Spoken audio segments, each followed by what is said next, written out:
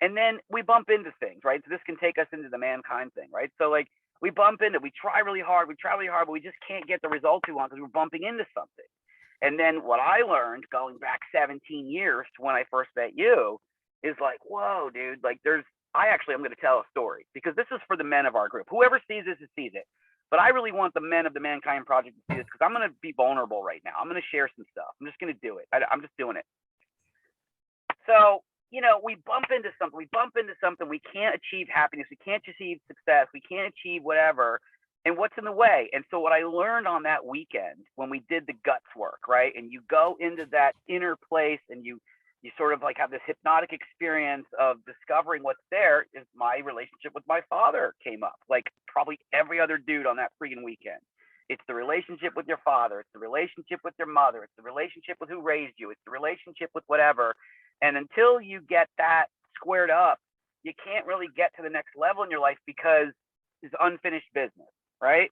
And so the Mankind Project was about shadow work. It was about unlocking or discovering what is it inside of ourselves that we hate about ourselves, or that we don't like about ourselves, or that we hide, repress, or deny, and then we project it out on the world, or we confine ourselves to a certain ability, like a certain level of success, because subconsciously it would be unsafe or it's not allowed to go beyond that, right? So I'll give you a story. This is now about 4 or 5 years ago. I still was feeling like I wasn't able to give myself full happiness, or I wasn't able to give myself a full measure of success in my own eyes, And over the years, me and my dad, we had a lot of bumping in over the years growing up. And then through Mankind Project, through all the different self-development, I realized I needed to take responsibility for my life and actually let him off the hook. Like, not make him the one that was responsible for how my life was going, which I was doing a lot as a kid. It was like, if it's going bad, somehow it's your fault, Dad. You're the one that did this to me. And I had to work through that. I can share something about that too. But a long time ago now, my dad and I stopped talking for a little bit. Again, we have a great relationship now, but let me just share. We stopped talking. He was pissed about some stuff that happened in the family, and I made him wrong. And I said, look, like, if you don't talk to the rest of the people in the family, that's no good, man. You can't do that. And he said, okay, I guess I just won't talk to you either. Right. And I didn't understand what he was dealing with. He was hurt about something, and I didn't get it. I was just saying, you have to do this. You have to be this type of man. And I wasn't listening to what he needed because I just couldn't get there. And so he wouldn't talk to me for a while. I was really surprised. I was like, shit, man, seriously? Like, you're not going to talk to me? And I would call my mom and be like, what the hell is this guy doing? I would swear and be upset. Be like, I'm going to fly out there and make him talk to me. And she's like, no, that's probably not going to work. And I just couldn't get there. And then I did some self-development work, and I realized, whoa, like, I never got into his universe to look at life from his perspective. I just wanted him to be a certain way as a man, and he wasn't being that way, so I was making him wrong. And as long as I was making him wrong, how could he possibly open up and tell me the truth of how he felt, or tell me anything, or want to talk to me? You get what I'm saying?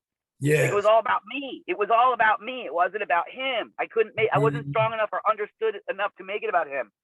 Finally, I did some coursework about it. I had a huge breakthrough. I was like, holy shit, I need to see what he's dealing with. And when I did, I saw what I saw. I saw that I never took responsibility for what it was like for him to have to be my father. I never gave a shit. I only looked at what it was like for me to have him as my dad. I never looked at it from him. He didn't have a choice about having to have me as his kid, his son, with all whatever I deal with in life. He had to deal with it, and I never gave him freaking credit for it. I almost get emotional, dude. I never gave him credit for that. And he's dealt with a lot in his life, but my father came here when he was 5 years old as an immigrant on a ship from Germany. And his father told him, you're never going to be worth anything. You're nothing. You're an immigrant. You're no one. You're never going to amount to shit. And my father said, no, fuck that.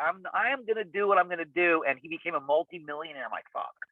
And he was very successful. Yeah. He freaking did it, man. And part of what all went down was some business shit. And he was hurt. So anyway, so I go to see him, after realizing this, and I went to picked me up at the airport. We weren't talking. He picked me up at the airport, but we weren't talking. And we wound up going to one of his businesses, and he had to clean up some stuff. And I said to him, Dad, I really want to talk to you. And he's like, no, I'm not really interested. And I was like, no, but like, I just want to share something with you. And he says, all right, let's do it when we get home. So we go home, we get a couple of beers. So I said to him, look, let me just have 5 minutes. He goes, you got 3 minutes. He was being a real jerk to me. And I was like, okay, fine, 3 minutes is enough. I said, look, here's the deal. I looked him right in the eyes. I said, Dad, listen, I'm just going to tell you something. I never in my life have ever taken full responsibility for my own life. I just haven't. I always blame you. You're the one to blame if it's going wrong. You're the one, if I'm in pain or if I'm having problems, you're the one that did it. You caused it. All the patterns in my brain, it's your fault. I always blame you. I never took responsibility for my own manhood, my own life. And I never looked at life from your perspective. And I said, I finally got that you didn't have a choice about being my dad, but you had to be my dad, and you've been a great father. And I'm telling you right now, I take full responsibility for my life. It's not your fault how my life has gone or whatever. And I know you're dealing with stuff, and I just want to let you know that I'm your friend. You're off the hook. You're not responsible for me, and I really want to try to understand what you're dealing with and be there for you, maybe for the first time. I think I was in my late 30s when this happened, and I'm 48 now, and then he said, wow. And I said, yeah, I love you a lot, and I miss you. And he said, is that it? And I said, yeah, I think that's it. He said, cool. And then we opened the beers, clinked the glasses, we had a drink, and we started talking and we talked ever since. Right on.